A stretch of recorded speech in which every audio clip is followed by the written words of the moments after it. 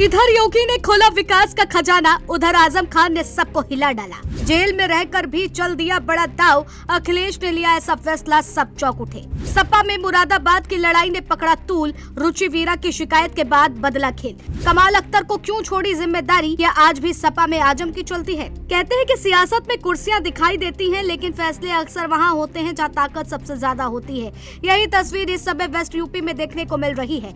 एक तरफ सीएम योगी रामपुर पहुंचकर करीब 690 करोड़ रुपए की 102 विकास परियोजनाओं की सौगात देते हैं और विकास का बड़ा संदेश देते हैं, तो दूसरी तरफ उसी रामपुर और मुरादाबाद की राजनीति में समाजवादी पार्टी के भीतर ऐसा घटनाक्रम होता है जिसने सबको हैरान कर दिया।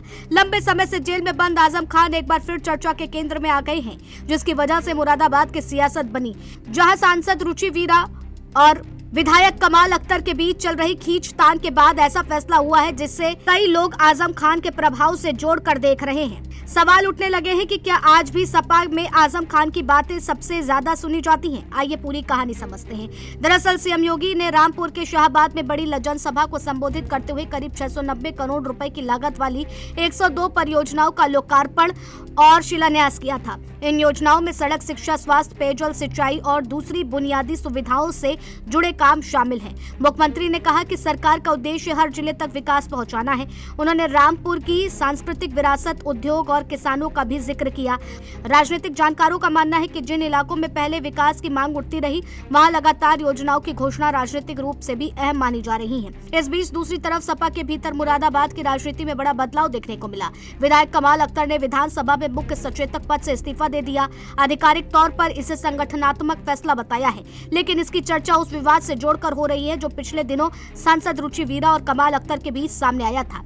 पीडीए पंचायत में रुचि वीरा को आमंत्रित नहीं किया गया था और उनके पोस्टर भी नहीं लगाए गए थे। इसके बाद यह मामला पार्टी नेतृत्व तक पहुंचा। दोनों नेताओं की बैठक भी हुई, लेकिन मतभेद खत्म नहीं हो सके। इसके बाद कमाल अख्तर का पद छोड़ना राजनीतिक गलियारों में नई चर्चा बन गया। मुरादाबाद की इस पूरी कहानी में सबसे ज्यादा जिस नाम की चर्चा हो रही है वो है आजम खान है। राजनीतिक विश्लेषकों का मानना है कि रुचि वीरा को पहले लोकसभा चुनाव का टिकट भी आजम खान के समर्थन से मिला था। अब एक बार फिर उनकी शिकायत के बाद पार्टी के भीतर बड़ा बदलाव देखने को मिला है। यही वजह है कि कई लोग इसे इस संकेत के तौर पर देख रहे हैं कि जेल में रहने के बावजूद पश्चिमी उत्तर प्रदेश में आजम खान का राजनीतिक प्रभाव पूरी तरह खत्म नहीं हुआ है। हालांकि पार्टी की ओर से इस फैसले को सामान्य संगठनात्मक प्रक्रिया बताया गया है और इसे किसी एक विवाद से जोड़ने से इनकार किया गया है। पीडीए पंचायत में नहीं बुलाया गया, पोस्टर से भी गायब रही रुचि वीरा। शिकायत पहुंची पार्टी नेतृत्व तक, दोनों नेताओं की बैठक हुई। कमाल अख्तर ने छोड़ा मुख्य सचेतक का पद। फैसले पर शुरू हुई राजनीतिक चर्चा। अगर पूरे घटनाक्रम को देखें तो वेस्ट यूपी में इस समय दो अलग अलग तस्वीरें दिखाई दे रही हैं। एक तरफ भाजपा विकास परियोजनाओं के जरिए जनता तक पहुंच बनाने की कोशिश कर रही है, दूसरी तरफ सपा संगठन के भीतर अपने नेताओं के बीच तालमेल बनाने की चुनौती से जूझती नजर आ रही है।